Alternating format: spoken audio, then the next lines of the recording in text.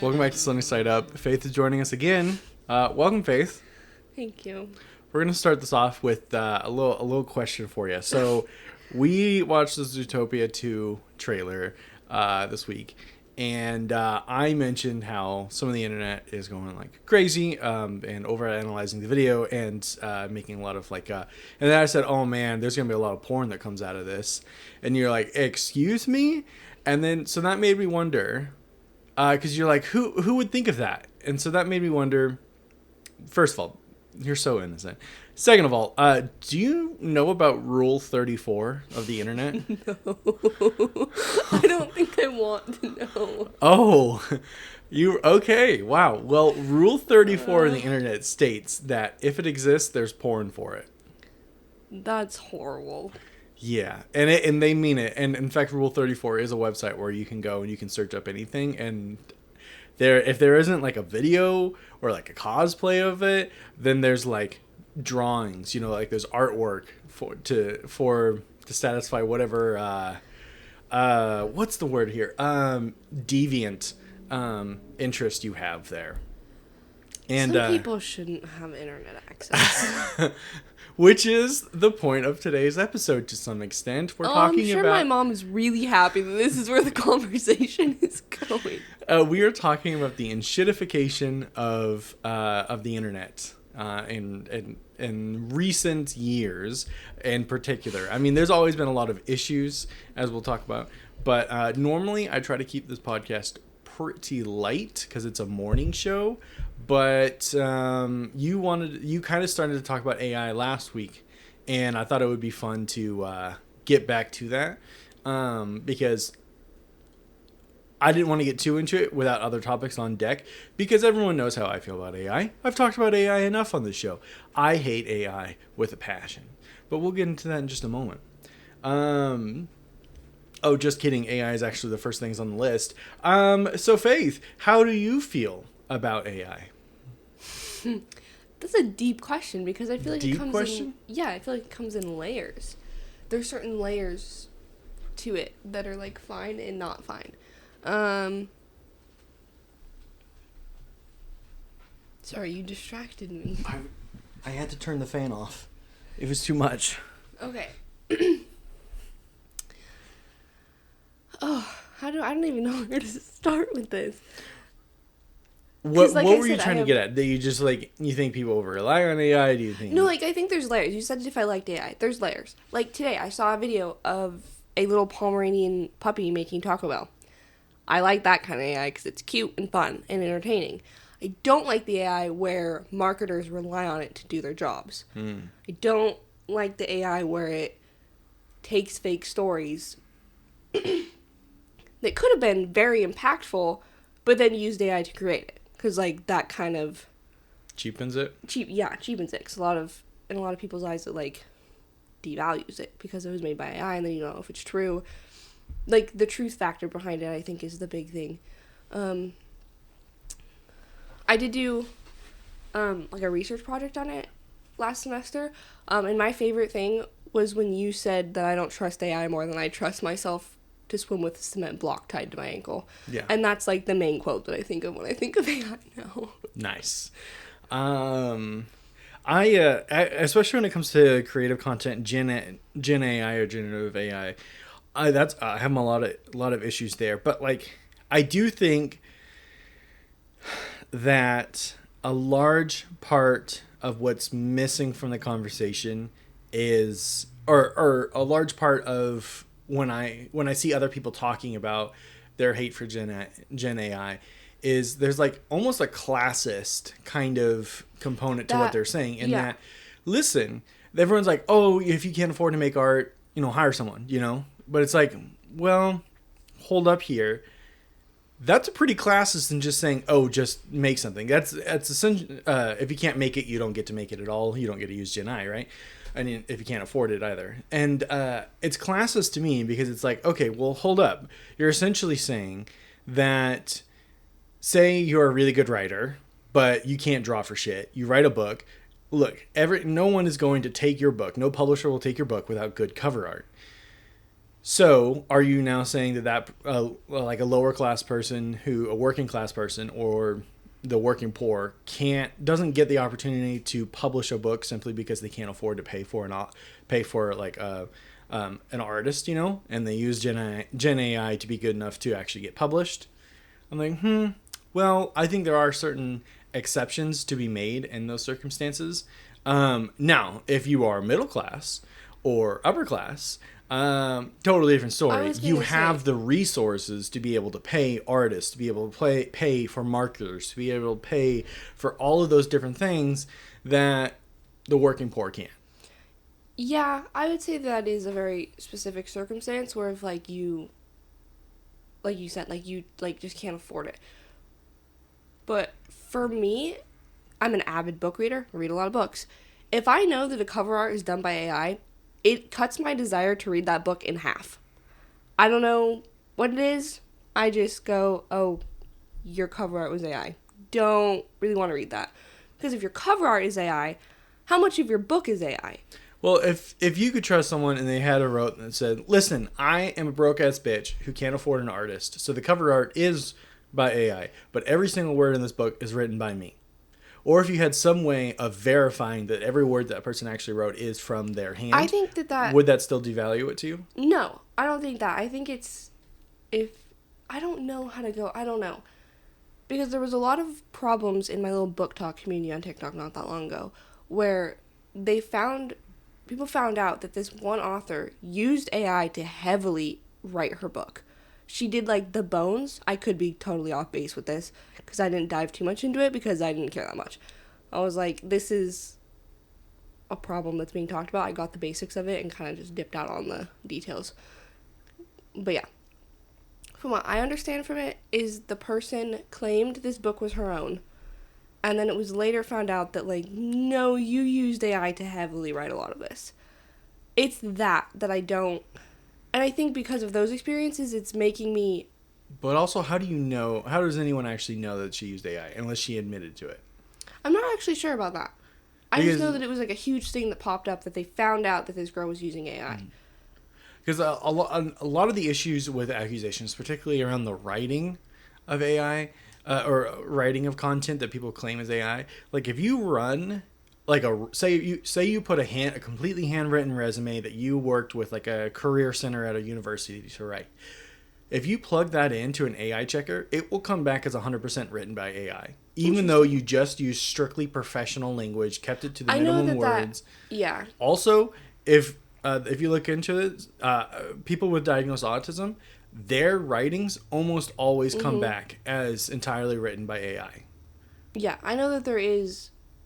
So there's no real way, and end No. dashes don't count either because that's a normal form of punctuation and grammar. And just because you don't use it doesn't mean somebody that does use it is using AI. Yeah. I don't know. I guess specifically because you just brought up the example of books. I don't really have a reason why I feel that way. I guess I just for some reason. I'm not necessarily pushing back. What I'm pushing back on is like everyone's like, oh, written by AI, but like, what proof No, do you have? it's definitely there's got some kinks in it. I guess I don't know what the correct word is for that. Like it's not foolproof. Yeah. There's definitely some things like spotting things wrong with it. But I do think going back to our main topic, if you have the money to pay for an artist, pay for an artist. You have the obligation to do Yeah, so. I think that should always be your first choice. Mm-hmm. And if it doesn't, if like you can't do that, then you can fall back on that. But I think real creators should be the first choice. Like when the university tried to Of Idaho. the University of Idaho, they were making banners for their plays, and instead of using their entire creative digital department that they have. Well, hold up. There's a lot more process behind the scenes that goes into that. I'm saying I think that they should have. From the outside, it seems that simple. From the inside, you have no idea. A student could have just said, "Oh, I know how to use Adobe. I have Adobe Access because of a class. I'll just do it." And in fact, they just chose to do AI, and then told their supervisor in the department that, "Oh yeah, here it is." Yeah, So I do think that particular incident kind of blew up out of proportion when we have to recognize there's a lot of nuances that go into when someone puts out a thing of AI. You have no idea whether someone was just fibbing and said they know how to use like a graphic design software. I'm pretty sure you could tell in the poster that it was AI though. Like the person had an extra finger or like. Well, somewhere in that poster, I'm pretty sure you could tell. I would encourage you to take 10 minutes on Facebook to see the number of people that do fall for AI artwork to realize how hard it is or how easy it is to fall for AI. Even just like, 6 months ago, before a lot of advancements. Like, most recently, I even almost fell for one until I looked deep in the comments where there was a bear jumping on a trampoline. And the only reason you could even tell it was actually AI was because the ball that's sitting on the trampoline didn't move at all.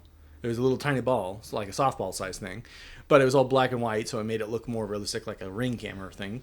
But so it's really easy to I know, look past it. I know it's easy to catch, but like I'm saying, if you're a large university, take the steps to make sure that if you're claiming, I don't know, I feel like universities are way more dysfunctional than you seem to believe.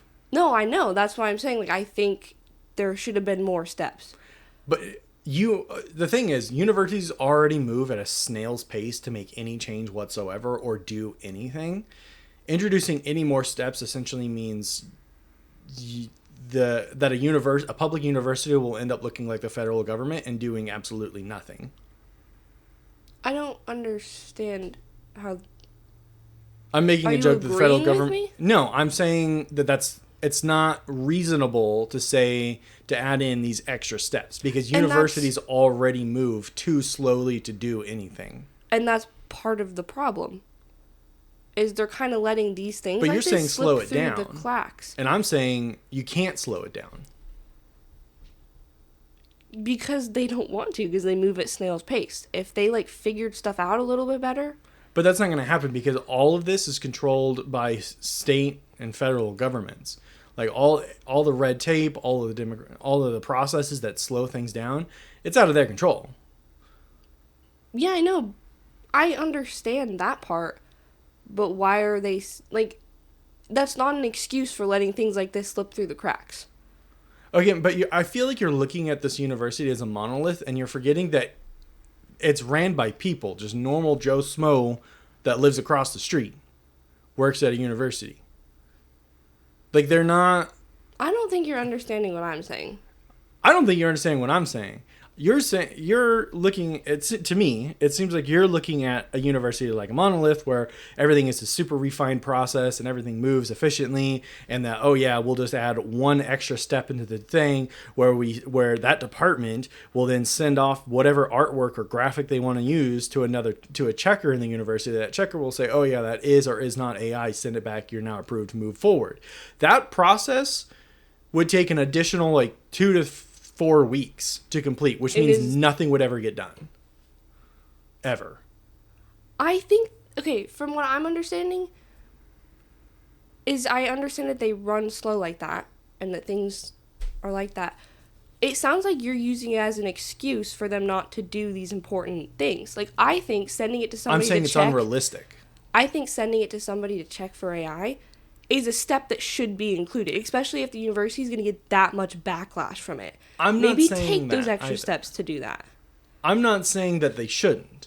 I'm saying it's unrealistic with the way that public universities are legally required to run for them to be able to include this AI checker that checks every single graphic and image that comes out of every single department and office. Do you realize how big a public university actually is and how many employees touch graphics and artwork? It's an incredible number. The number of graphics that are just thrown up for a one-time use form. Mm-hmm. I understand that it's unrealistic. If they're going to get backlash about it, then maybe reevaluate what you're doing. But they can't. Their processes, many of which are strictly dictated by not them. I think it's dictated by the law. Yeah. Which they have zero control over. They can beg and plead and do whatever they want to try and get one small little tiny thing changed. But as you saw last year, or was it this year?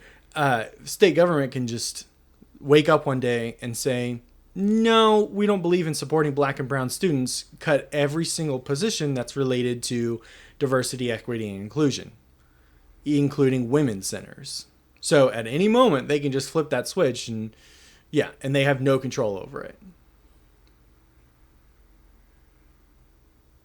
Okay, I think we got off base. I think we're still talking. I mean, I think it's still related. We're talking about AI. We're talking about these checks and balances, right, to safeguard against producing that kind of content, which in itself is another conversation about whether or not we should just embrace it and accept that that's going to happen. Personally, I don't think that we should, and it makes my dream of retiring in a cottage in the middle of the woods even more desirable now. But we're also talking about what are the steps and processes you should take to avoid this right now, and I think we're still on that train of thought. We can move on to the next enshittification part of the internet because we're at step 1 of 4 or 5. Okay. And we're 16 minutes in. Yeah, I don't understand what you're trying to say in this conversation, and I feel like it's going nowhere, so we can move on. I think it was a very productive conversation. So another evolution of the internet that has gone wrong is advertisements. I think this is a great enshittification of the internet. In particular, tying into advertisements is the subscription-based model to breathing. And what I mean is that literally every single part of our life is being dragged down into subscriptions. Someday, breathing, I feel like someone is going to try and make breathing a subscription-based model, because every time we turn around, and this is more of a recent thing. It used to be, like when I was a kid, if you bought a piece of software or you bought, you bought something, right? You didn't have to pay a monthly fee to keep it going. But nowadays, electronic picture frames even have subscription-based models, where you have to pay every month, a couple of dollars to keep it running. Every video game service is now every video game comes with a way to try and push you towards a subscription-based model. Every TV channel. I just think I think this is a serious path of error that our world has taken. It's just because people know that they can make money off of it, and people will pay for it. Well, yeah, we live in a doomed capitalistic society that's devolved into an oligarchy. That's right. If people would stop paying for those things, then it wouldn't work. Like if people like the Oura Ring, I really want an Oura Ring, but you have to pay monthly to keep it on. A lot of even basic needs are being funneled towards a subscription-based model. Essentially, you could look at renting as a subscription-based model to a basic human need of living under a roof. I don't think that falls into the same category, though. I think it does. I would argue that it does.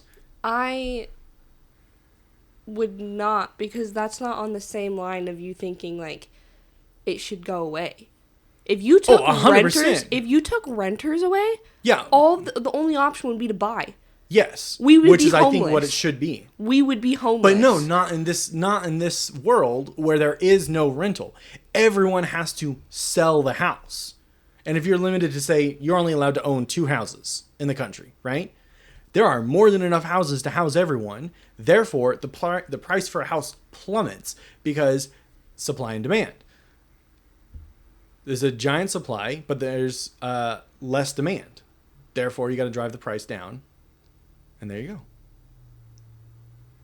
go. Renting is absolutely a subscription to a basic human need.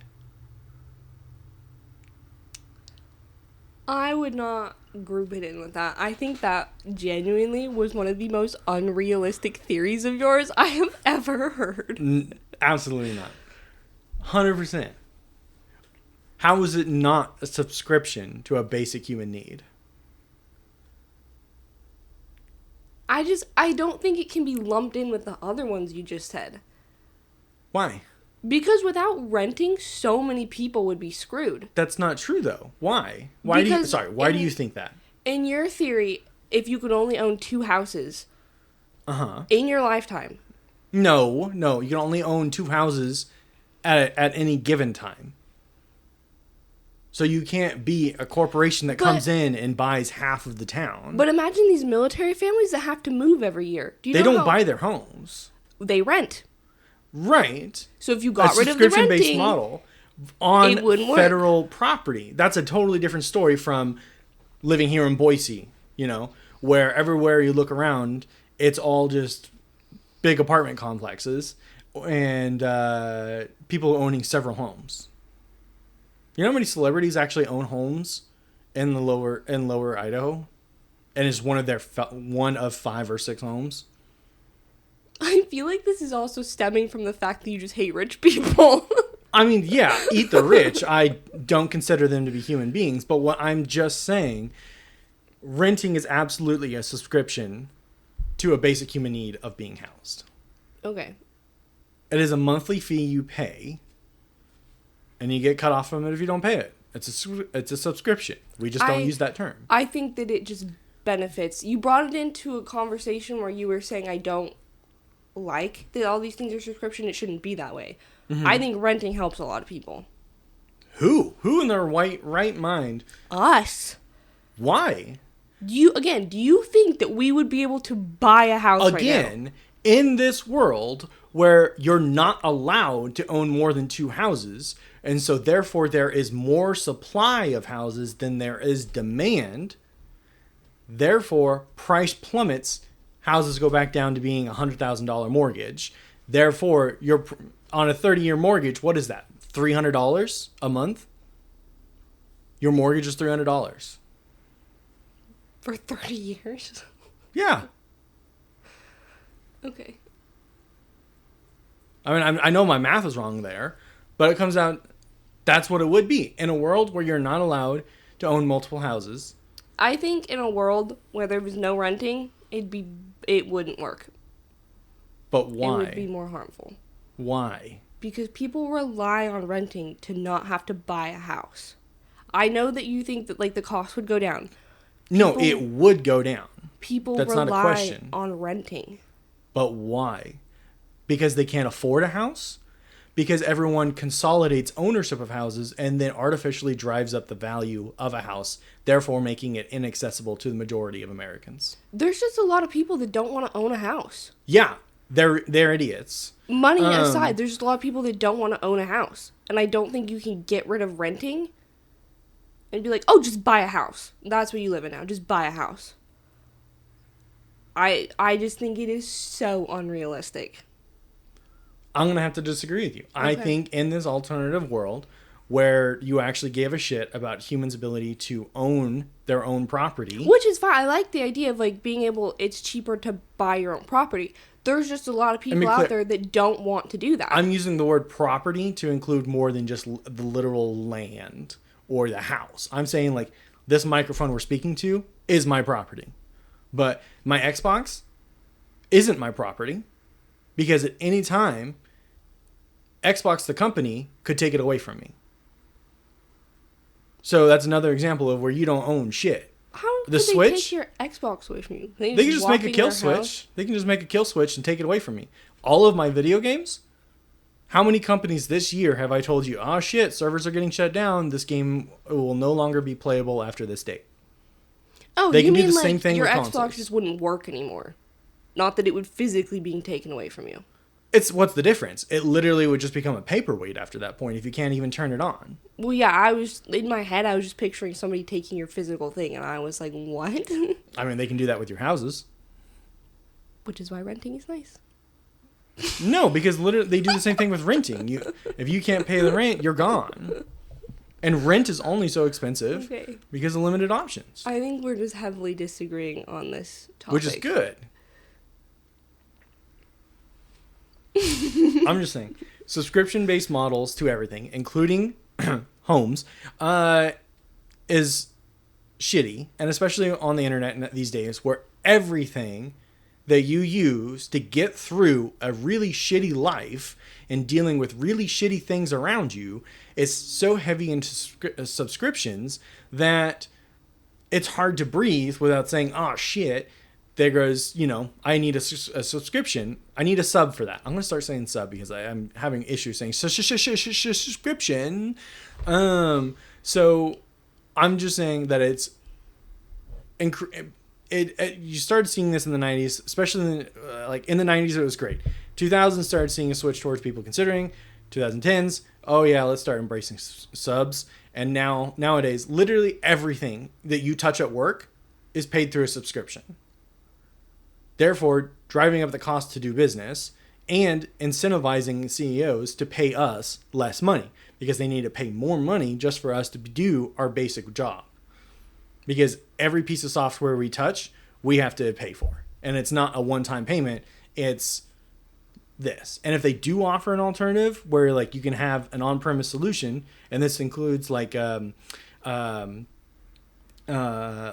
we were to have an at-home server to stream our own movies and stuff, we could pay for someone online to do it, i.e. Netflix and stuff, or we can do it at home, but that's still going to cost us monthly fees, including electricity, blah, blah, blah, blah. But it's a better option, right? It's less sub-like. All I'm saying is subs suck ass, and they ruin life, and they suck every dollar out of you. And I think it's just a natural progression of the enshittification of the internet. Okay, I think we disagree on this one, but... Why? You don't feel this way? For some things, and then in other situations, I think subscriptions can be helpful. Like what? Like if you're, Nathaniel and Melody, they get their groceries from Walmart. They pay to have somebody get them and deliver them. Walmart's 30 minutes away. So they have somebody pay, and they just have it on subscription. But why not pay when you need it, as you need it? Because they do a monthly or every 2 weeks or whatever it is. And that's every time they need groceries. We go grocery shopping every 2 weeks. They just have somebody else do it for them. They're going to have to pay. If they go out of town for a month, they're going to still have to pay for it. Because it's a sub. You can take a break from it. You can tell them, don't come this week. If you order, Ipsy boxes or any of those. Don't come this week and I'm not paying this week are two different things. Which one is it? Both. You can, say, oh, take a break this week. You can... Then that's not a subscription. It's a pause. You can pause your subscriptions and resume them. Chegg. Then I'd call it a hybrid. Chegg, I was using it for school. Sorry, Mom, I was using Chegg to cheat for school. You're still in school. You can't be saying that. Don't say that until you have a degree.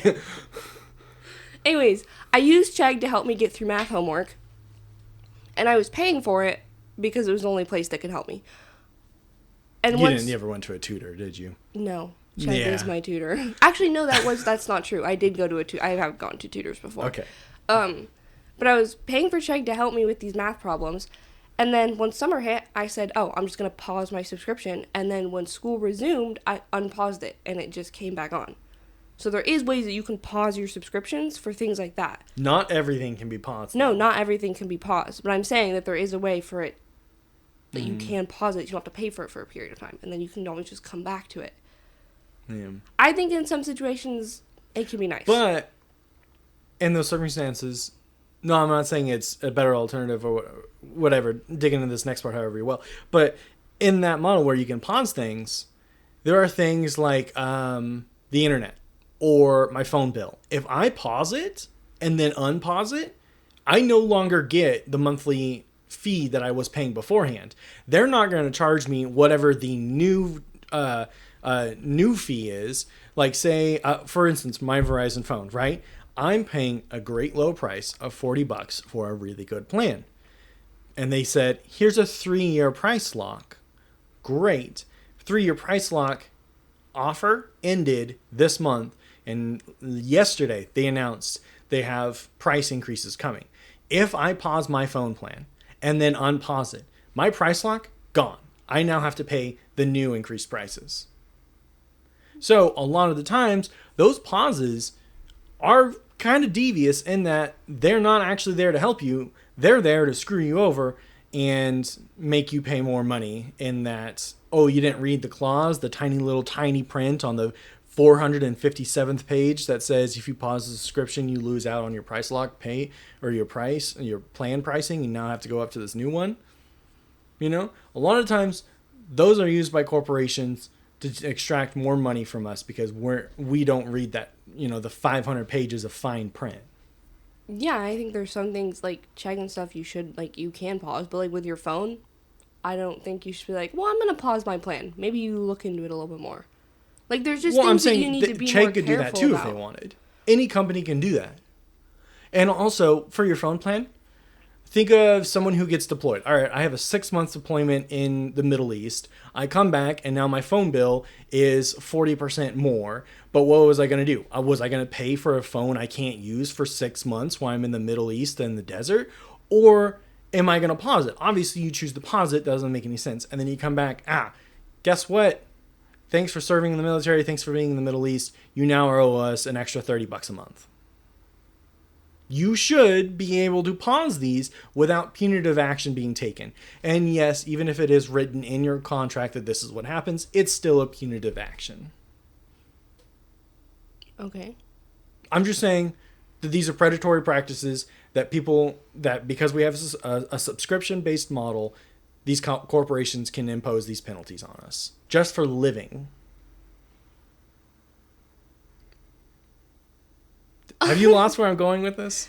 No, I just don't know how to respond to that.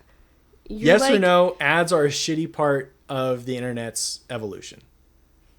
That's not a yes or no answer. For me, it is. It's a yes. It's 100%. It's an in-between for me.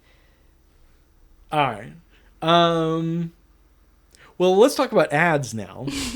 All I have to say for this is ads these days, garbo. There has almost never been a good ad since my childhood. And that's nostalgia talking. I recognize that. I heavily disagree with you. Disagree with there aren't any good ads, or ads are just garbo? I think that there are good ads. There are some that are good. Like there's one I saw the other day. I will say a lot of them are garbage. The recent one with Sydney Sweeney and her jeans. Are you sure you want to get into that? Because that's a dangerous conversation right now. I will just say the only reason I didn't like that ad, I don't care about the sexualization of her. Like that's just something that's become so. That's not the internet's problem with that. No, I know. Okay. I've heard it both ways of people being mad that that's the route they took. And I will say I don't like that's been going on for so long. I haven't heard anyone complain about the sexualization. Really? No, it is the other issue. I've heard that a lot, and that's why a lot of people don't like Sydney Sweeney right now, is because she agreed to do that and sexualize herself. But that's like her. I mean, that's brand. Her brand. Yeah, like that's what she's used for in commercials.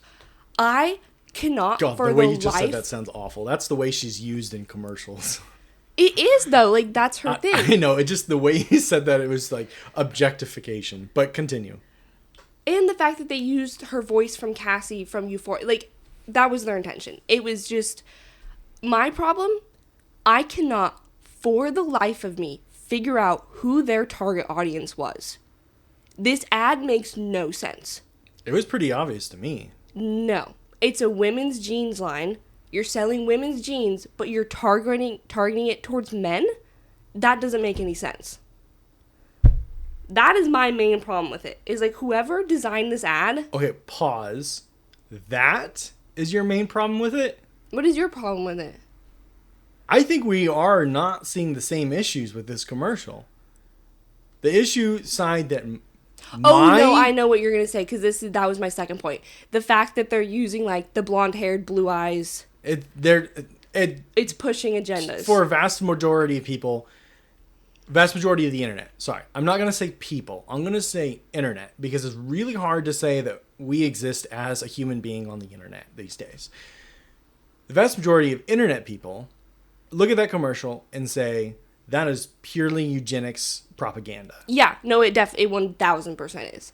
That was I guess. And it's the same thing with Dunkin' Donuts did the same thing with a fuckboy looking dude. Yeah, I guess my first thing was that's not my main issue was the direction of the ad. That's just what I was drawn to first, because that's like how as someone who is engaged in marketing. That's just how I pick apart ads, and that's what I noticed first, and then Okay. That came I just after. don't want you to get canceled and therefore get me canceled. No, I guess that the second reason is the most important why that was such a bad ad. Yeah. But the thing that I noticed to begin with is that there was no direction to this ad, and it didn't make any sense. I'm going to be totally honest and put myself in a vulnerable position for strangers on the internet. I have a little bit of a hard time accepting that it is straight up a eugenics propaganda commercial. I feel like it's a bit of a stretch.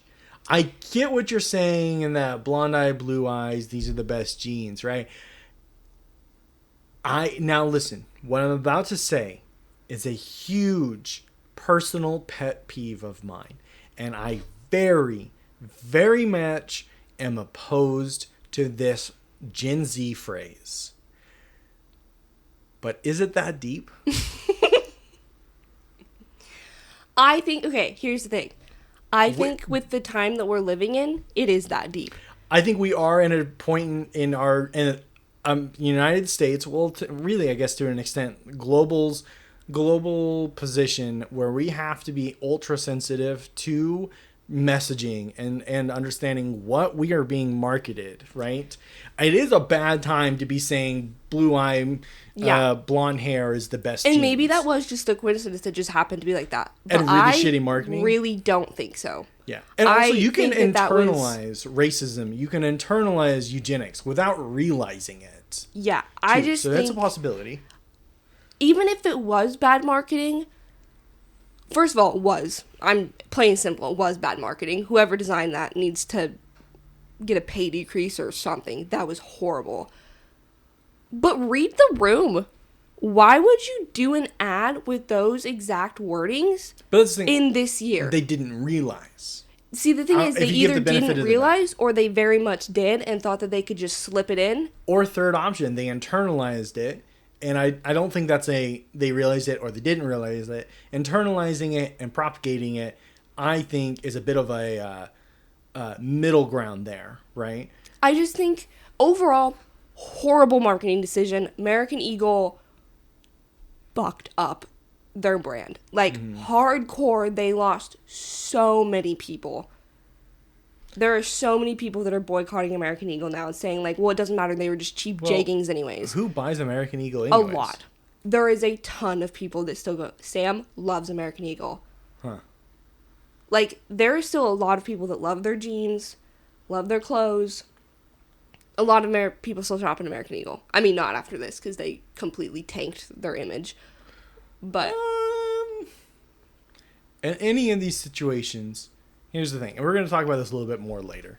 In any of these situations, you lose a segment of people who are loud on the internet, but you gain a segment of people who may not be as loud on the internet, but they are extremely willing to support someone or something with money.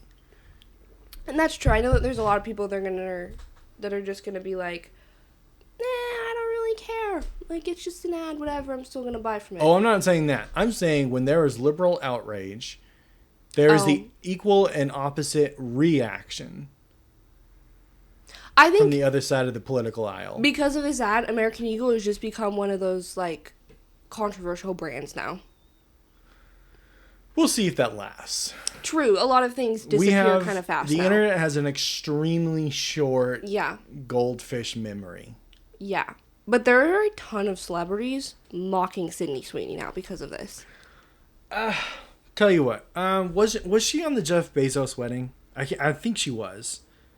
Anyways, you go with that. I'm going to go to my example of a good ad because I got off track talking about the bad ad. Because like you said, there are bad ads out there. There's a ton of horrible ads out there. I could go on and on about ads that make me mad.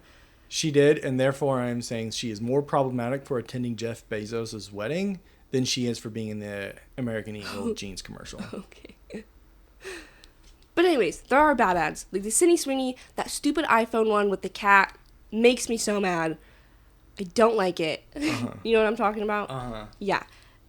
Recently, medical commercials have started to really piss me off. I think they're the same they've always been. I know they are, but I think I'm just more aware of how many there are and how frequently they pop up. and it's making me so mad recently. You know, it's illegal in most countries. Yes, I know, which is part of the fuel of my rage for these stupid commercials. Big Pharma runs this country along with a good ad. Housing. A good ad that I've seen recently is for a kid pajama commercial. I can't remember the brand of it, but it's a kid. These pajamas, like, the foot extends or something, so they kind of grow with your kid. And it's the whole ad is them. Oh my god, maybe I should just find it for you to watch. Because it targets moms with kids, which, easy demographic, I don't know. But at the end, it says, in like... this economy? At the end, it says, like, I can grow with these or something, and, like, my safe place will always be my mom, and, like, the end is them, like, hugging. And I'm like, moms are so gonna buy these pajamas based on this commercial. It was such a good, heartwarming commercial. Same with, oh my god, was that last year, around Christmas time, because my mom cried to this commercial every time she saw it, was Apple AirPods. And they marketed it to be for old people to have them kind of like hearing, because there's like a hearing feature which enhances hearing, and the grandpa could like hear his granddaughter play the violin again, and he would like start crying because he could hear. Top tier, like such a good ad. Every single time my mom saw it, she cried. Sorry, Mom, I'm adding you, but every time she saw it, she cried at that ad. It was such a good ad. So I heavily disagree with your statement that ads have gone, like, they're all bad now. There are some really good ones still. I'm willing to be the big man here and say that, yes, like, you can't just, you can't do a monolith. Monoliths are bad. What I will say is that Emily is currently walking down the street to go get donuts, and I hope that she is going to get us donuts. I can see her out the window. What I will say is that 99% of ads are bad. I still disagree with that. Okay. I would say like 70-30 maybe. Wow. Because there are some really good ones. I am going to find that pajama one to show you because it is so cute and I do really like it. So also, I feel like holiday ads, maybe I'm just biased, but I feel like holiday ads are just top tier too. They really step it up with those. So I have a solution. Oh. for ads. It's another subscription-based model where every time that your TV detects that an ad is playing, it immediately overlays the ad with a new ad, and it could be customizable to you. And so for me, what I would say is, instead of showing me this really shitty, poorly done ad that's super cringy, like there's that, for instance, this one drives me up a fucking wall every time I see it. But there is a pharmaceutical ad where it is intentionally bad acting of these young, like 20-year-olds at a beach playing volleyball.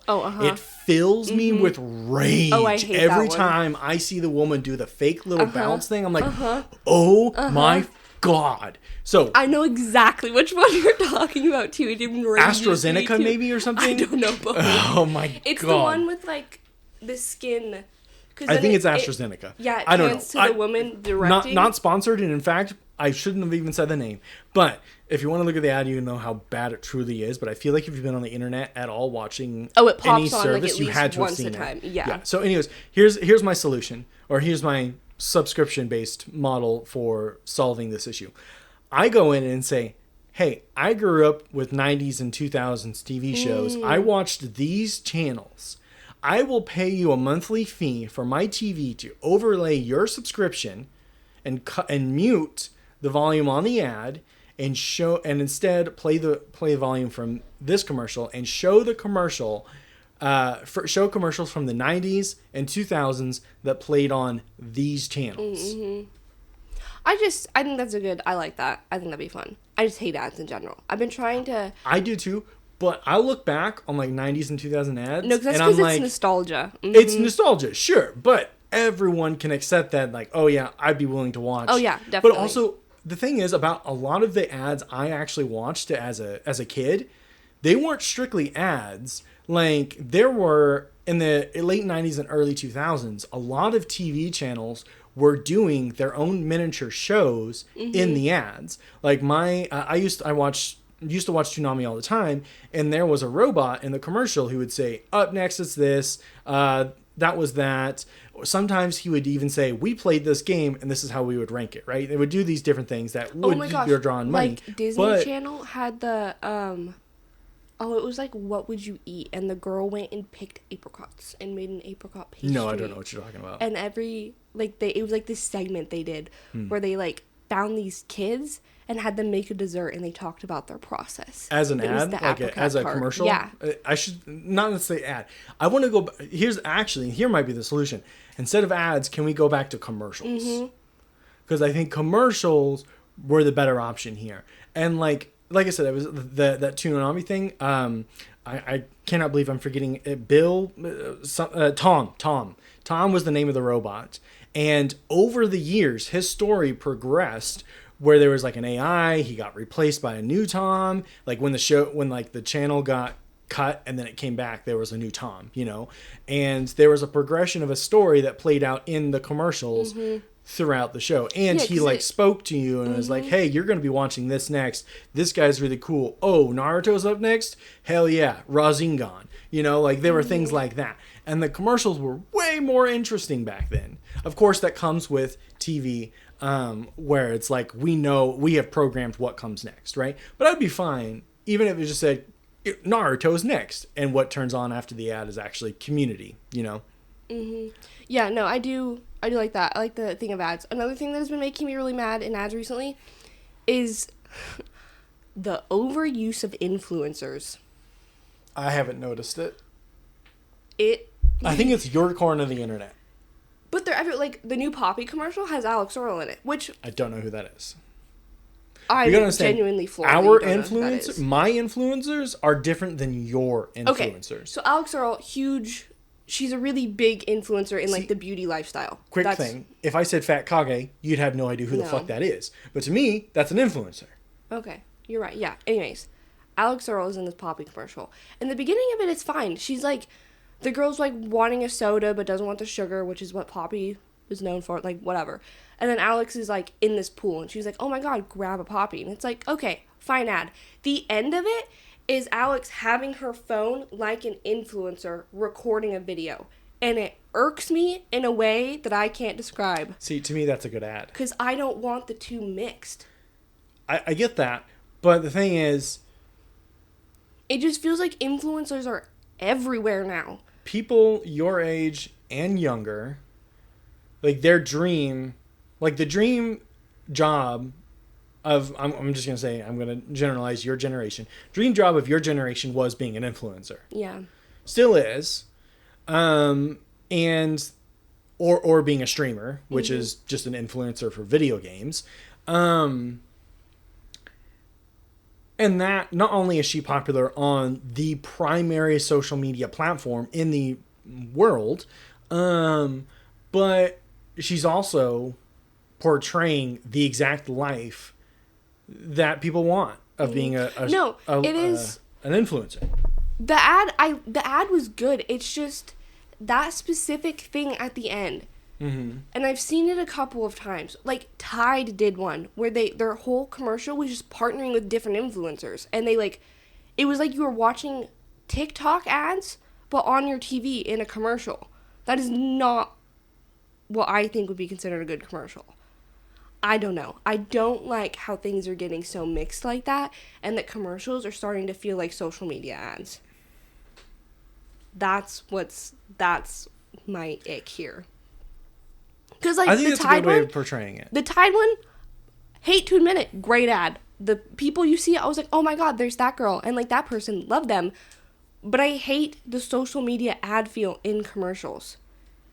I just don't like it. And I think it goes back to me just wanting commercials again and not ads. So, anyways, that's another ick that I've had with ads recently. That and the stupid pharmaceutical ads are starting to... Every time I see one of those, that stupid Apple ad with the cat, I can't. I hate them so much. And like the Apple ad sucks. with the what cat, do you expect? It's so... The whole ad is to show that you can delete things from the background of pictures. there are so many other ways you could do that. And not the woman that doesn't speak. The woman has no lines. I think... Which I know is part of it. The woman has no things. I hate the music they chose. I hate the colors of it all. So, you have an issue... I want to zero in on one point. You have an issue with the woman who doesn't speak. In what way? It just feels uncomfortable. She, like, is just like, he shows her, like... Here's the ad, for people that don't know.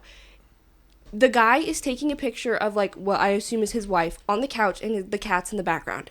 He takes the picture, and then Apple Intelligence erases the cat from the picture, and he turns the phone to her and goes, look, like, I deleted the cat from the picture. And she, like, glares at him, and then he takes it back, puts the cat back in, and shows her, and she smiles. And then it zeroes in on the stupid cat. I don't like, it just feels uncomfortable that she doesn't have any lines. Like, I understand why there's no lines for her. Why? What do you keep saying that. What do you mean by that?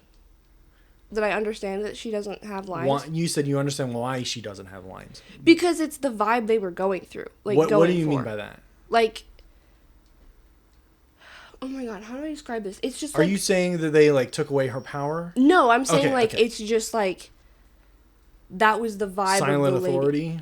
Yeah, I guess. I don't know, like, the one look made him be like, oh crap, let me change it. It's, the look she gives is just so uncomfortable, and I don't like it. Okay. And then the fact that it zeroes in on the cat, the music to it, the colors, everything about that commercial irks me. But, like, not in a good way. Like, that one commercial that has it's also Apple, that's talking about, like, Apple security, and it has the drones that start to fly, like the security cameras that start to fly and, like, invade on everybody's privacy. I hate that ad because it's creepy, which is the point of it. It irks me, and I don't like watching it, but that's the point of the ad. It's supposed to make you feel uncomfortable and supposed to, like, reiterate the fact that, like, oh, if you have Apple security, your data will be protected. Mm-hmm. That's the point of that, and that ad irks me, but not in the same way that this other Apple ad irks me. So. Okay. I have a lot of feelings about ads. Oh my god, we are 52 minutes into this. I still have a couple things left, so I'm going to push this along. Okay. Because I don't want to go on to these onto next week's episode, because this is all very, I'd say negative and depressing to some level, and so this is not typically what I want to talk about. Okay. So next up, digital libraries. To me, not the library you're thinking of. Digital libraries had, to me, so much potential for what they could have been and could have offered, but instead, because of today's society of subscription-based models and licensing, and that's another thing. How many video games get completely taken away because you're paying a license, essentially, a subscription-based model, to have this song or this character in your video game. That license goes away. Guess what? Your game, now permanently and forever gone. Several games have been like that lately. John Wick, the developers of the only John Wick game, they lost the license. Therefore, the game is permanently gone forever. Okay. So, getting back to this. So you mean, like, libraries, like... Digital like libraries. Steam... Those are video game libraries. Yeah. Yes, digital libraries. But I'm also talking about movie libraries. Like, Amazon also offers you to buy all of these movies. Well, guess what? You might buy that movie from Fandango. You might buy that movie from Amazon, or Xbox had a digital library of video games and music, all of which you could buy on Xbox, because the previous Xbox generation, what they wanted to be was your ultimate go-to source for home entertainment. That is what they were going for in the last generation, and so they developed this whole library, this whole marketplace where you could go and buy any movie. Well, guess what? A couple weeks ago, they just up and decided, no, we're done with that, and they shut off the library. You cannot access. You can still access the stuff you purchased for now. Yeah. You can access the stuff you purchased. But the thing is, everything you buy in a digital library, whether it's Amazon, Fandango, Xbox, whatever, at any point in time, actually own it. At any point in time, your purchase can just be taken out of your private library. And That's why. And oftentimes they require an internet connection for you to even use it. And that is simply because they want to make sure that they can take it away from you. Yeah, that's why, because I used Audible. I guess I still do use Audible. I use Audible, but the books that I found on there that I really love, I've gone and bought hard copies of them because Amazon can be like, oh, we don't want to sell this book anymore. You no longer have access to it, even though you bought it in Audible. So I have been very aware of that recently, and that's why I've been starting to buy books that I've loved. Because if I buy them on Audible, chance I don't actually own that. And speaking of book libraries, I don't know if you have personally noticed this yet. And in fact, I think because you have a lot of books that are being turned into TVs and movies soon, right? So I think you're going to notice this really soon. And that, this is another thing that really pisses me off. In your book digital libraries, you buy a book, it has a specific cover, right? At any point in time, the publisher can come in and just change the cover of your book to whatever they want it to be. Yeah, that's why. And nothing pisses me off more on a book cover than having to see the goddamn actor that is going to poorly be playing that character in a movie or TV show. Yeah. I hella do not want to see the little sticker on the left-hand side that says, as seen on Netflix, you know? Yeah. Garbo. And I hate seeing it in real life, and I sure as shit don't want to buy it in a digital library for my cover to be changed. At the very least, you should have the right as a purchaser of a digital library item to decide which cover is shown. Netflix does it all the time. If we look at the same show on our different profiles that are on the same account, there's going to be a different promo image than what we each other see, because they're going to tailor it to, I'm a guy, she's a girl, show them different ones. Yeah, there is a lot of books that have that. I think I actually have a book on my shelf that says like as seen in whatever movie it was made into, and then in the book it has pictures from the movie. Yeah. I don't know. I don't like the changing of the cover art. I don't think I've actually bought a book that has the actors on the book. I'm looking at my shelf right now. I don't think I've done that because I don't like it. I don't like the look of it. No. It ruins the vibe of the book. Like, the Love Hypothesis is the recent one, and it's going to be big because Lily Reinhart is the star in it. I'll pretend I know who that is. She's Betty from Riverdale. I'll pretend I've seen that. You're insane. But she's going to be the star in that book, and I know as soon as that movie comes out, that book cover is changing. Mm-hmm. And right now, I love it. The special edition, too, chef's kiss. But I know as soon as that movie comes out, it's going to change. Same with People We Meet on Vacation by Emily Henry. As soon as that movie comes out, that book cover is going to change. And it's fine the way it is. I can go to book covers for a long time and the different editions that different countries get. It pisses me off. So we need to move on before I go on a rant. We're closing in, but I just have one thing to leave off after this particular topic. Remember, kids, if buying isn't owning, piracy isn't stealing. I love we were literally just talking about this yesterday, too. Were you? Yeah, Rachel and I were. Well, first of all, when we went to St. Vincent's, went to a thrift store, Rachel was looking at the DVDs. I look at the DVDs every time because I'm trying to collect certain ones. But Rachel was looking at the DVDs, and she was, like, picking some out, and she was like, I've just become, like, so aware recently that, like, things can just disappear. And I want to have my favorite movies. No, I should say the whole United States has, but yeah. Yeah, I was like, well, that's so fair. Because she was looking at movies, and she was like, oh, I really like this movie. I'm going to buy this one. And they were like 98 cents. Why not buy the 98-cent movie for the movie you really like when it could be taken from streaming services? Yeah. And then you have a DVD to play it whenever you want. And 9 times out of 10, the movies I do want to see are not on any of the 6 streaming services that we pay for or have access to. Yeah, a lot of movies aren't even on there. But anyways, we were talking about it yesterday because Rachel and Rip were saying that they needed to find a good website to pirate their movies from. That's all. That's what they were trying to find a website to do that. I think it becomes ever more pertinent, or not ever more real in this world, in that if what you're buying isn't you now owning that product and therefore retaining access to it for the rest of your natural life, then stealing it from an online database isn't theft either. Yeah, when Rachel and I were growing up, Rachel had this neighbor. I guess it was... Anyways, Rachel had this neighbor, and he would pirate movies onto DVDs. He'd burn them on a DVD disc and then just give them to Rachel and her siblings. So they have, like, a binder full of these, like, pirated DVD movies that we would watch all of the time. My dad came back from the Middle East with that. Yeah. Yeah. It's been, like, a thing going on for so long. I'm pretty sure Rachel has a video of me saying, like, oh, gotta pirate the movie I want to watch.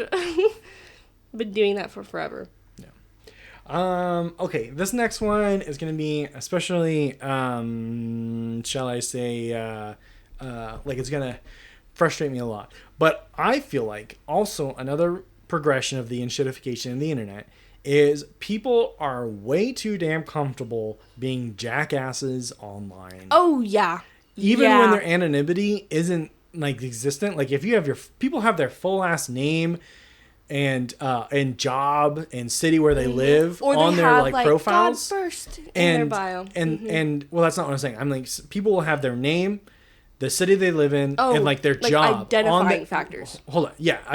Personally identifiable information publicly available on their social media profiles.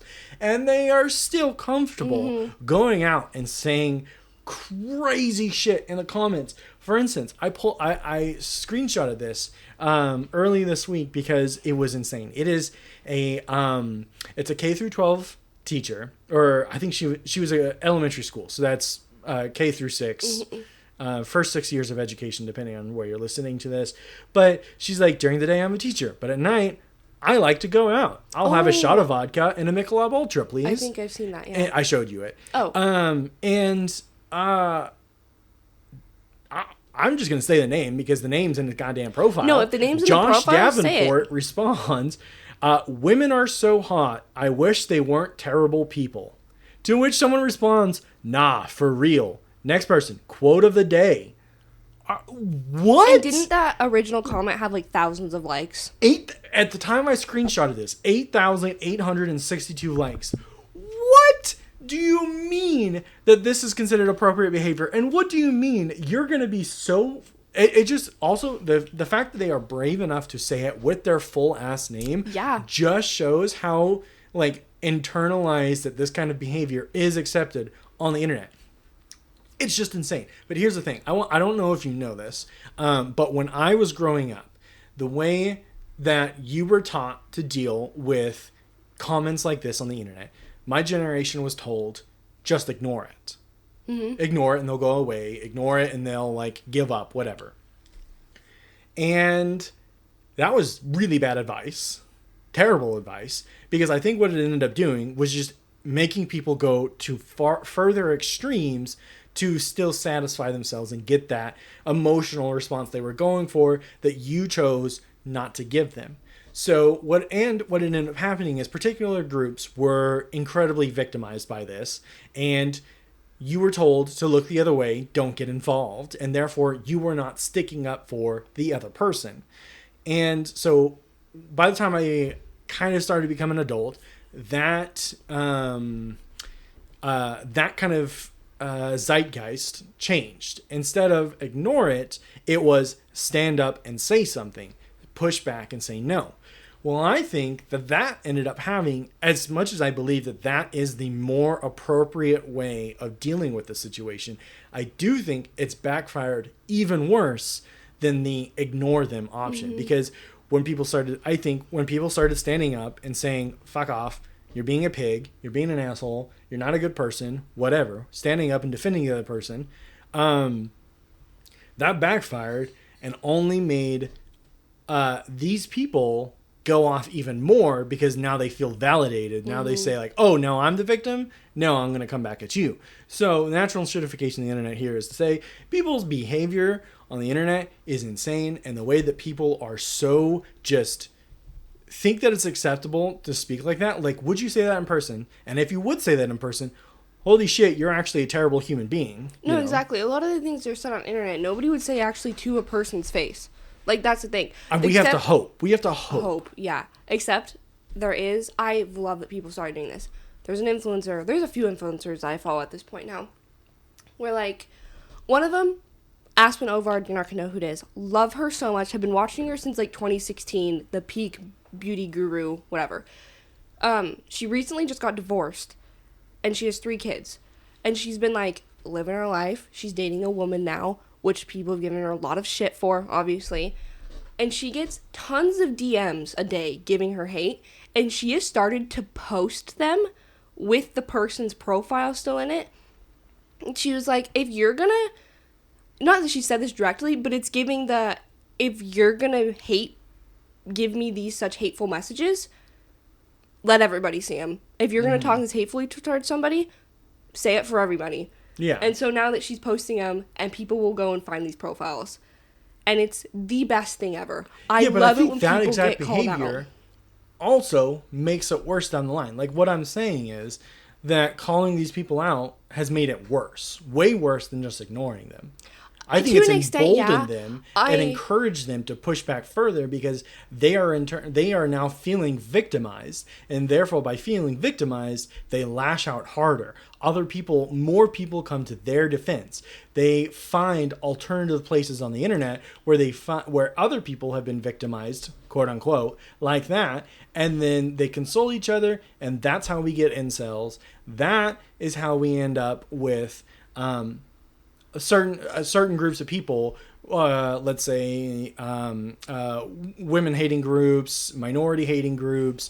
They support each other and have each other's back so fucking much because they all feel victimized because of actions like this. Well, that makes sense. I think that this is the right thing to do from the true victim standpoint, but at the larger picture, we're making it worse for the whole goddamn world. I think it depends on who it is. Like, the ones that she's been posting have been mainly girls, like women, saying these nasty things, and I'm nosy, so I go look at their... Of being racist, I know, but let me finish.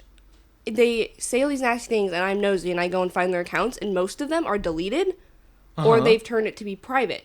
So her calling them out like that has worked to an extent where they've just, like, been like, oh my god, I'm getting so much hate, I need to either delete my account or just, like, make it so people can't message me. See, I don't think it has. Experience, they're deleting their account, but they're creating a new one that's going to be even worse. I'm telling you that in my experience, that's what has happened. It may not be like that for everything, especially I feel like, sorry, but men can be a little bit more violent and things like that, and they would push it harder. But I think it depends. But how do we know that, okay, they're deleting their TikTok account, right? How do we, or let's actually make this, say, Blue Sky or X. They wouldn't delete, X is full of Nazis. Say they delete their Blue Sky account, right? Because they've been bullied for having these, like, super homophobic beliefs, right? That they shared on their social media. They're going to delete that account. Where are they going to go? They're going to go to Truth Social, where it's even worse and where their beliefs are accepted and encouraged. Is that not what's happening here too? That they are leaving this space. We have bullied them out of the space that is supposed to be accepting of everyone, yada, yada, yada, right? And is an opportunity to softly re-educate them into a more general, not every human being is a piece of shit and I should accept other people.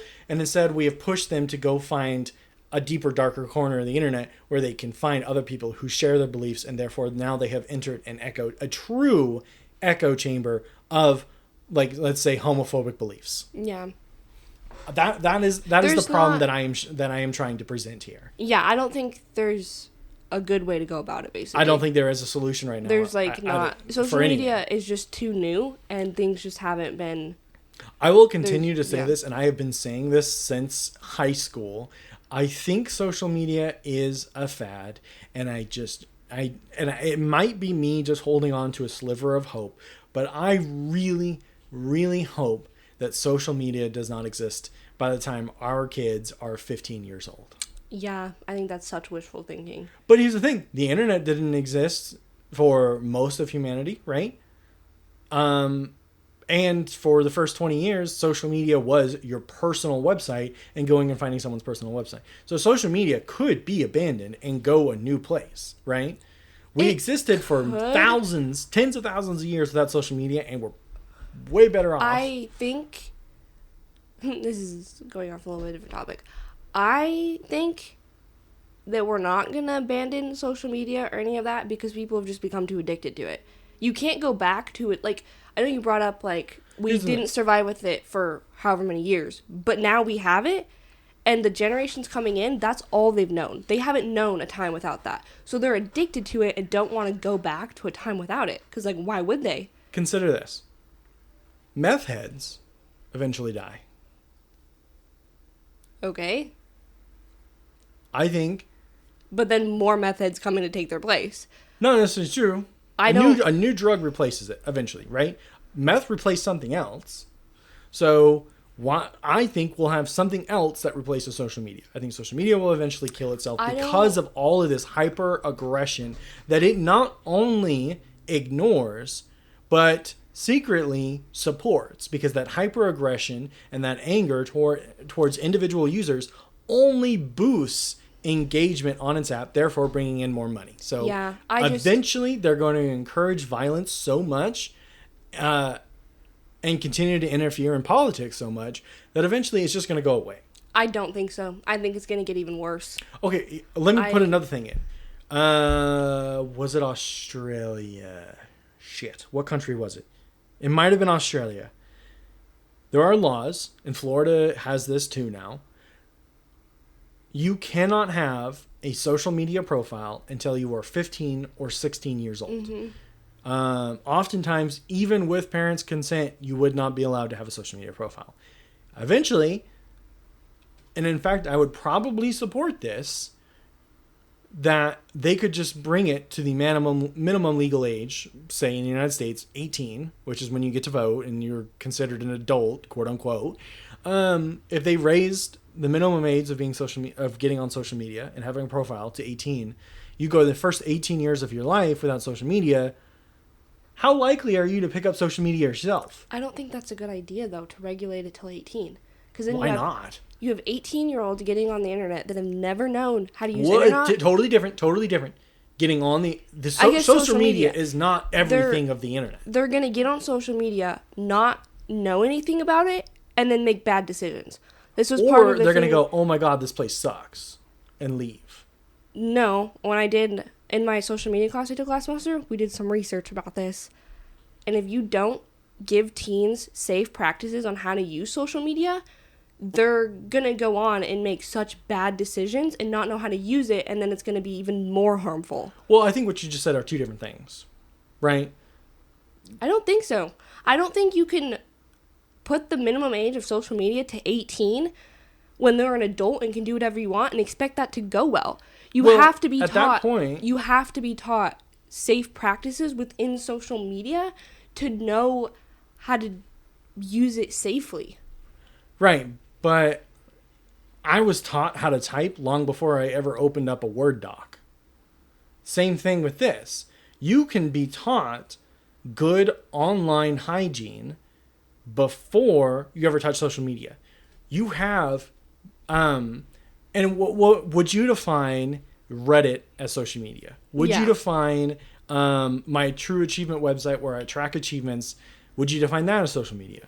I think social media can be like boiled down and defined to somewhere where you can connect with other people. Would you consider my personal website to be social media? Yes. That's an insane take. Okay, if that's what you think Your personal website. My personal website, msbivens.com. That is I think social so media? It goes back to, like, I don't know about MySpace, but wasn't MySpace like... It was myspace.com/mbivens. Exactly, which is close to the same thing as that. It's like your own personal website where people can go to learn about you, what you're doing, and interact with you and communicate with you.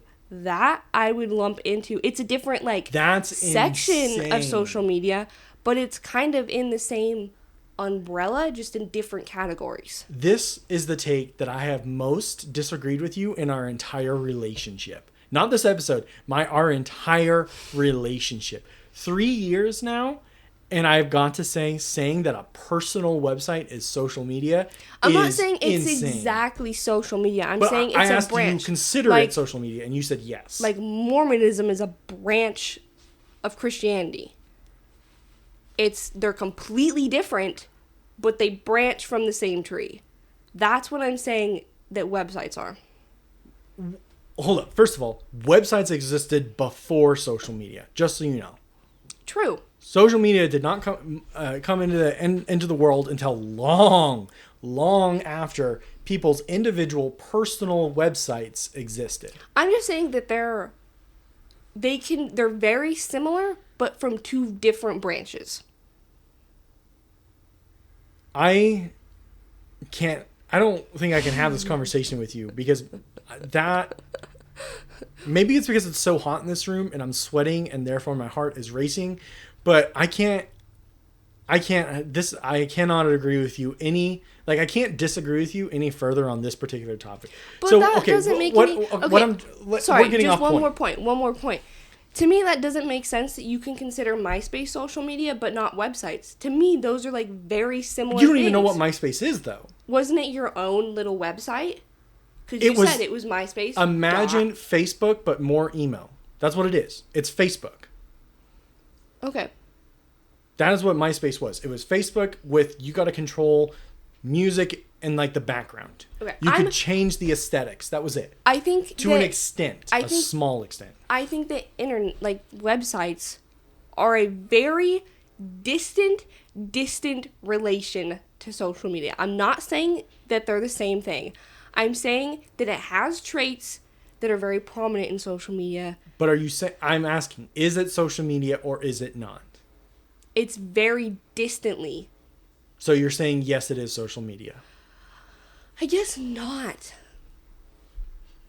Okay, we're so far off the point of what I'm trying to make here. I'm saying that they're connected. If you have your personal website where people can go and find things that you're up to, communicate with you, it's very closely related to social media. Okay.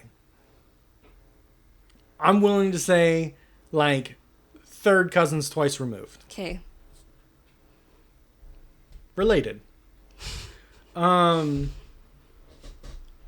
I was trying to get to here is that you can be exposed and taught, much like how I was taught how to type and write and how to type on a computer long before I ever opened up Microsoft Word or Notepad or Google Docs, long before that existed. I was taught how to type. In the same vein, or in a similar circumstance, you can be taught good online safe habits and hygiene before you ever have to actually go in and watch or engage in social media. You can and should be taught that. Mm-hmm. Just like you have to, in this world, you have to teach a 4-year-old about online predators because they will be exposed to them. So you have to teach them how You're going to teach a 4-year-old that? You have to. Why are you putting a 4-year-old on the internet? They have, babe, how many 2-year-olds walk around with an iPad?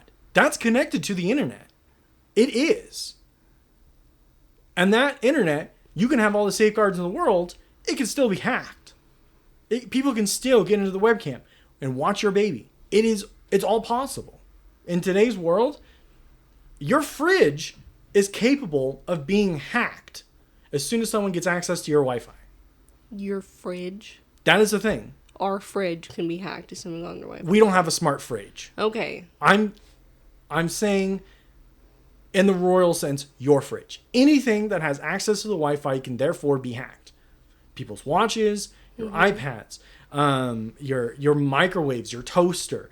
If it has access to the internet, and all of these appliances do, the smart versions of them, they can be hacked. And your data and information can be stolen. People can access your webcam. Your privacy can be violated. You can be exposed to things that you don't want to be exposed to. Same with children. I was 7 or 8 years old before I encountered my first sexual predator on the internet. My mom had to explain what a blowjob was because some stranger on the internet at 7 or 8 years old was asking me to come over and give him a blowjob.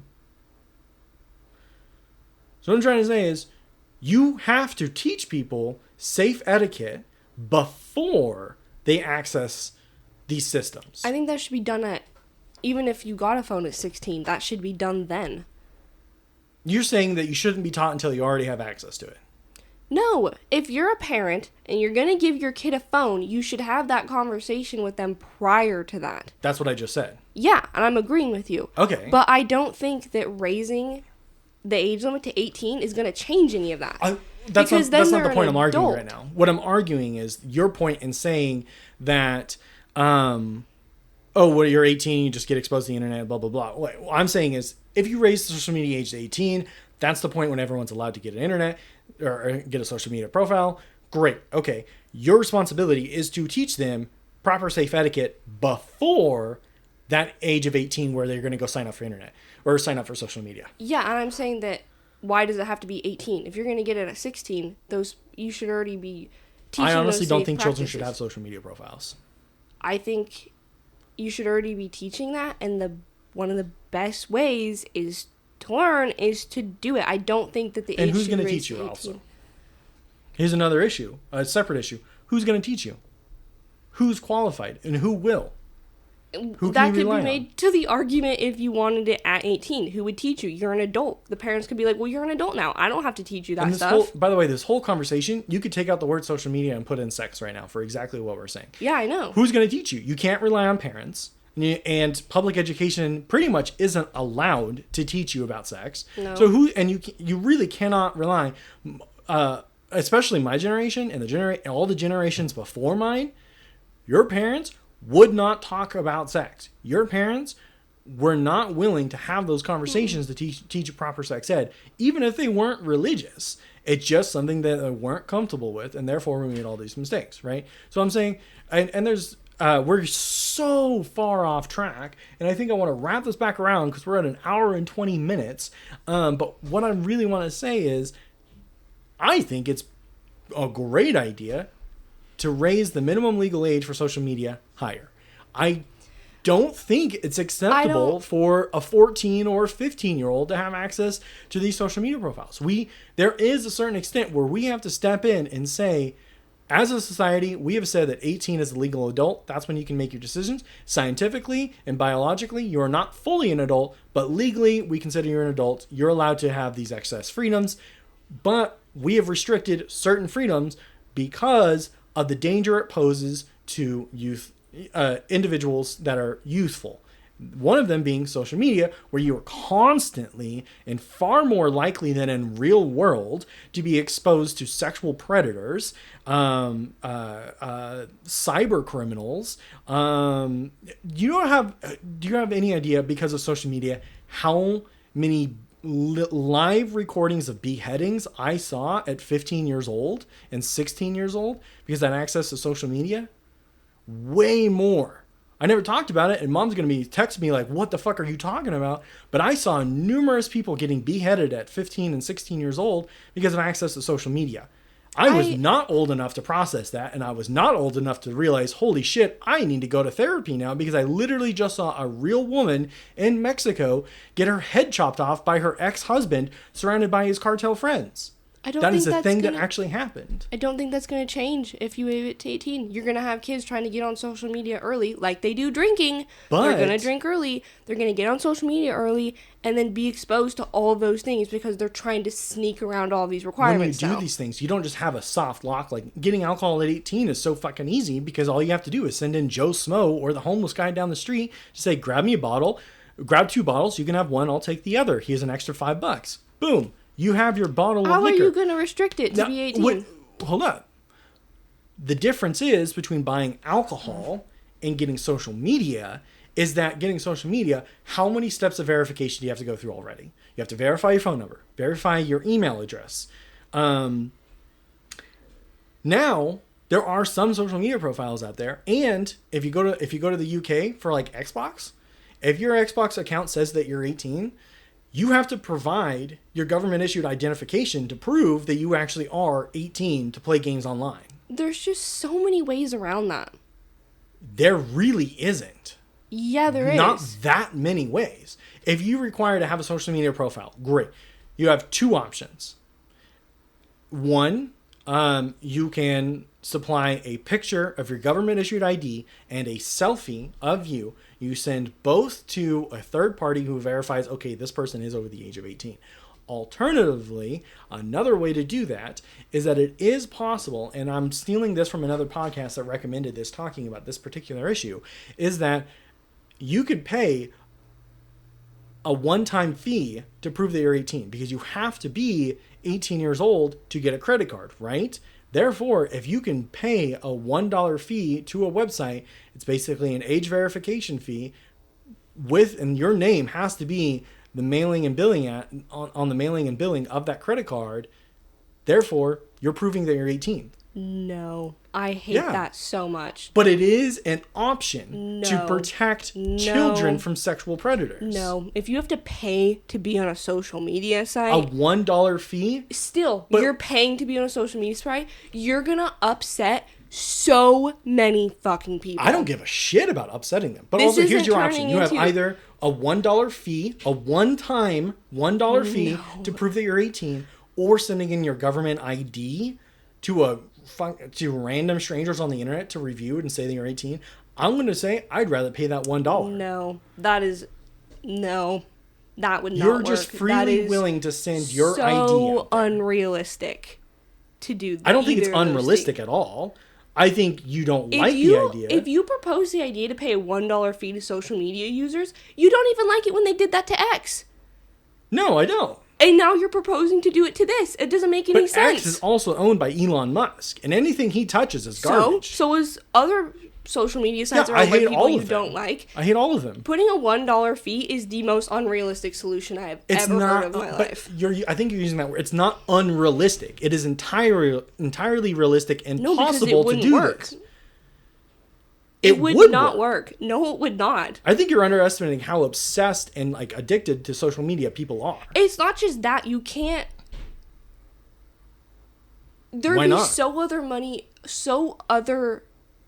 many other issues that would arise from that. Because then you're taking away they're going to phrase that as taking away people's freedom of speech. You're going to block these social media sites where people use their freedom of speech. People are fucking idiots for believing that. Because first of all, you are using you are using a private platform. All social media are private platforms. You do not have legal rights on private platforms. You are using a service to express something, and that service is owned by an organization. That organization can choose to moderate their platform however the hell they want to. It is their legal right to manage their product within the guidelines of the law. Yeah, I still heavily disagree with that. And I know that do you disagree with it, or do you think that's not how people interpret it? Because that's two different things. I disagree with you thinking that there should be $1. That's one of your solutions. I mean, it could literally be 50 fucking cents. It could be a penny. I still think that that's a bad solution. Nobody's going to do that. Especially... That's not true. I would do it. No, you wouldn't. Yes, I would. An age verification to know for a fucking fact that I don't have to talk to a 16-year-old over the internet? Michael, if somebody offered that to you, you would bitch about the fact that you have to pay for social media. I would bitch about it. So much. I would bitch that we are in a society where I have to do that. But I would do it for the assurity that I am not having to, I'm not about to, when on my True Achievement website. Right? A person says, oh, I'm going to join up and I'm going to do, for instance, I have a Call of Duty session on Monday. I have 3 random people that will be playing with me. I have no way of guaranteeing that those 3 other people are adults. I have no way of knowing that they are 18 or if they are 12 years old. First of all, I don't want to play with a 12-year-old because A, they're a child, and B, they won't be able to do the achievement that we're going for. I don't want them. Now, if we have age verification in social media, True Achievements now says, oh, guess what? This person is, in fact, over the age of 18. And I'm like, okay, great. I am comfortable playing with this stranger Monday night at 8 p.m. So now you're saying that kids can't do those things now? I'm not saying they can't. That's what you just said. You have to be 18 to do that. I would be fine with them not being allowed to. Which is crazy. You're taking away entertainment from kids on the Xbox to play games. Again. Because maybe they want those achievements too. But you're saying no. You did not experience the insane kind of language that I was exposed to playing Xbox growing up.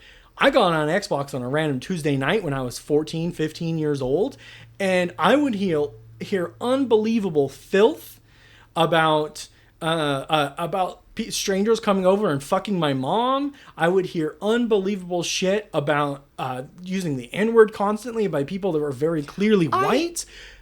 And these are other children too, talking about coming over and fucking my mom. I get that maybe. I think age verification on Xbox would be a good thing. I think saying how old they are, yeah, but I don't think it's fair to cut an entire age group from this. They can have their own separate area. I don't care. But that's what I'm saying. You said you wanted to cut them completely from this, and I don't think that you should do that. I think you can have their own area. That is the best option for them. Okay, we need to say they're not allowed to. We need to move on. We're moving on. That's the healthiest, safest option for children. We're moving on. The second best option is to have secondary spaces where they can have their own space to play, and everyone over the age of 18 can have their own individual spaces. Yeah, that makes sense. That's not what you were saying before. But I'm saying that is the second best alternative. No. Okay, I disagree with you on this topic, and we're moving on. There's nothing to move on to. This is it. Okay. I'm not done with this topic. This is just going to be like a 3-hour podcast if we keep going. So that's fine. I think this is going to be the most interesting episode that's ever come out of this podcast. Okay. And it's a shame that I'm at my all-time lowest downloads because I think this is an absolute killer. But I really do think that there needs to be more safeguards on the internet. I agree that there needs to be more safeguards, just not the ones that you're proposing. Then what would you do? I don't know. I'm just saying the ones that you're proposing, I don't think would work the way that you think that they would work. I think that they would backfire so heavily. In what way would they backfire, though? Nobody would use social media. Like, nobody uses X anymore. Personally? That's not true. Instagram would turn... You said that X is just a bunch of... Nazis, yeah. Yeah, which People is what... do use it. Then Instagram would turn into something similar to that, where it's just specific people on it. Okay. I don't think it would work the way that you wanted it to. One of the results you said here is that nobody would use social media. To me, that's a success. That's a good thing. I would be more than happy. See, you're coming at it from that angle. You can't come at it from that angle because then, yeah, you're going to be happy and social media shuts down. You have to come at it from an angle where you want it to succeed. Well, you that's just want not it to be a safer place. You need people with all sorts of different personal opinions to be coming together to make a decision about how to move forward. Yeah, and yours is coming from a place of I hate social media. This is how it should be. Yeah, and that's but you're saying that my opinion shouldn't be countered into this. No, it should. It just shouldn't be the only opinion. And that's what you're doing right now. I don't think I'm saying it should be the only opinion. I know you're not. That's just what your solution is coming from. I'm explaining of you hating it. That I believe that these solutions are the best option. Coming from a person that hates social media. Given the circumstances. Yes, but you're not even coming up with alternatives. Because I don't have an alternative. I don't know. I don't know is like the best way to go about it. But I do know it's not that. Why, if you don't have an alternative, how do you know that that is not the best option? Like what, how do you know that? What do you mean? I can have an opinion saying that's not the best option without having a solution myself. I just know that that's not the best option. That's exactly what you're saying. You don't have a solution. You don't know what's right. So how do you know that that particular opinion is not the best opinion? If you don't know what else is even an option. You have no... I'm not saying that you're... By saying... I'm saying other options. There are other options, and that's just not the best one. But I don't know what those other options are. Exactly. You don't know. So how do you how can you know without knowing what option X and Y is? Let me rephrase. If you don't know what option X and Y is, you cannot say that option Z is not the best option. Because it could be, but you just don't know it is because X and Y are worse. I'm saying I think there are better options that can be made other than that. But how do you know that? You don't even know. Because your option sucks. You don't know that, though. I do know that. I do know that your option would backfire. Okay, and then but it you also work. think that owning a home would be a bad idea. So I never said that. Well, you said renting is the best option. I never said that. You essentially said it. I never said that. Yeah, you kind of said it. Now you're twisting words. I never said that. No. Listen, end of the day, I'm right. It is what it is. I'm gonna throat punch you. I feel like I'm talking to my brother right now. Listen, I recognize that you don't share this belief. I do think that there needs to be more children's safeguards on the internet. I'm agreeing with you with that. There does need to be more children's safeguards. Just not what you're proposing. Why not, though? Like, what? Because, again, you're coming from a place of, I really hate social media. I would be perfectly fine if nobody ever used it again. You can't make the solution from just that point of view. You have to have a bunch of point of views to come together to make the best option. That's the best option for your point of view. Okay, how would you change my solution? I don't know. But my specific solution. I'm not saying come up with your own. What would you change about my specific solution? I don't know what I would change. Well, that's not very helpful. I don't look at it through your point of view, so I don't know. From your point of view. From my point of view, I wouldn't do anything that you just said. So, fuck it. Just anarchy on the internet. Let kids be exposed to penises. Omegle. I'm saying that you're coming from one opinion, and this solution needs to come from multiple opinions to get the best solution. Okay, but to be fair, so you can't say, I am lifting this solution from people who don't share my opinion. Just so you know, I did not come up with this. I found this on websites and listening to other people who like social media, who use it every single day, and I'm absorbing their opinion about how to address this very serious issue. Yeah. So this idea comes from people with different opinions. It's not just mine. I don't agree that is the best solution. Well, until you come up with an alternative. It's a solution, but it's not the best one. Okay, but also, there is no possible way to choose the best solution. You have to choose. Then how can you say that this is the best solution? To me, it is my best solution. To the world, it's probably just a good solution. And that's what we have to do. The world is full of compromises. Therefore, take the good solution. Not the best, take the good. It's everyone's... that grass outside, my best grass. That person, the neighbors, it's a good grass. But over here in this lawn, we're taking my grass because it's my lawn. Not everyone gets the best solution. Some people's solutions are the best for them, and it's good for others, but that's the solution we go with, right? So what I'm saying is that gobbledygook that I just said is that in a range of opinions, we take one, right? Say Idaho state government passes one solution. For a couple people over here, that's a good solution. For a couple people over here, it was the best solution. And the general public, it averages out to being just a good solution. So my best solution, the one I think is the best, might just be a good solution for the majority of society. Majority might just say that one's good enough. And that's what I'm saying here. Just because it's my best does not mean it's not a good one for everyone. Okay. You didn't clarify that to begin with. Now I'm clarifying. Yeah, I know. You originally just said this is the best solution for everybody. And that is my opinion. That it is the best solution for everybody. You didn't clarify that last part that you just had. Well, it's because that part hadn't come into the conversation yet. It should have when you said that. Well, you didn't bring it up either. We're moving on. We're definitely not moving on. give your recommendation from the end. Do you have a recommendation? You talking about plug? Yeah. Oh, I was not done here. Oh my god. We'll wrap it up, but I'm just saying that we have to come up with a solution. I know. And age verification is about as good as you can I'm not mad at the age verification. That's not what I don't like about this. Or sorry, I didn't mean to say age verification. Age verification is the softest, babyest, toddlerist step that you could possibly take in making social media a safer place. I'm talking about age gating. Age gating at the age of 18, 16 if you're if you're France, whatever. Because their drinking age is super low. I was going to say 16 or 17 feels like a good age to do that. When was the last time you talked to a 16-year-old? I don't agree with the fact that there needs to be a paywall. I'm saying that that is one option. You're not listening to me. I said there were two ways to do it.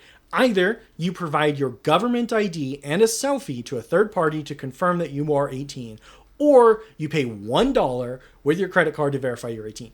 Or, like, you can do either option to verify that you are 18. Okay. I personally do not want to share over the internet with, I don't even know if it's a secured link. I don't want to send my government issued identification to some stranger on the internet. I would rather have the slight layer of obscurity that comes from a $1 charge for my credit card. At that point, you don't have my driver's license number. You don't have my date of birth. You just have my name and the $1. But how do you know that website isn't secure and isn't going to steal your credit card information? I don't. But I would rather my credit card information be stolen than my government ID. Okay. It is in my opinion, my understanding of cybersecurity, it is way safer to have the credit card being stolen than your government ID. Yeah. That's what I'm saying. It's norm. So you're telling me a lot of this hot-headedness in the last 30 minutes is because you didn't understand I was saying that either one was an option? I'm not saying it has to be behind a paywall. I'm saying that is one option to confirm your ID if you're not comfortable sharing your government-issued identification. Yeah. So 30 minutes of hot-headedness came from you not understanding that one point? Yeah, and you also weren't explaining yourself super well. I think I explained myself super well. We just didn't explore that one little tiny facet of the conversation. Which was an important part of it. For everything I said, there were 50 other important pieces that we did not get into. I don't know what parts of this conversation are important to you unless you specifically ask or draw it out in some way. I can't know. I was trying, but you kept repeating the same thing. I think I answered all of your questions. And that goes for every 40 people listening to this are going to have, well, you didn't mention this part of the conversation. And I'm like, well, I don't know what part is important to you. It's just like how our opinions have been drastically different on every step of the process here. I don't know what's important to you unless you specifically say, this part's important to me. How do you feel about that? Anyways, let's move on. There's one last thing I wanted to mention. Speaking of government IDs being stolen, do you know about the T app? No. The T app was an app called T where women could go on and say, it was basically those Facebook groups called Are You Dating This Man or whatever. Mm-hmm. You go onto this app, you say, listen, this man beat me, don't date him, right? That kind of thing. Just information about, hey, I'm about to date this guy. What should I know about him? Here's what other women have said about him. A lot of good, a lot of bad come from that, right? Regardless, they said, now to confirm, to get an account, you had to send in your government issued ID. And they said, oh, we're not keeping those. We delete the information as soon as we verify that you're 18 and you are who you say you are. Turns out that wasn't true. Turns out they just had all of these government issued IDs just sitting in not a Google Drive, but just a Microsoft folder. Just got listed like government IDs or something like that. And they were not encrypted at all. So that folder got hacked into and all that information was taken. And now all of these women who said, that guy beats me, that guy raped me, whatever, are now getting doxxed on 4chan because all of their government issued IDs with their home address on it is now leaked onto probably the second biggest incel website publicly known. So this ties into a lot of things that we talked about today. First of all, the government-issued identification being a shitty way and that paying $1 is a much better way to guarantee you are 18. And secondly, it shows people being too comfortable being jackasses on the internet.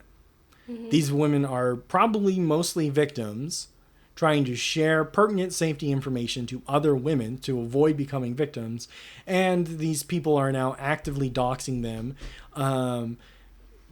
because they shared this information.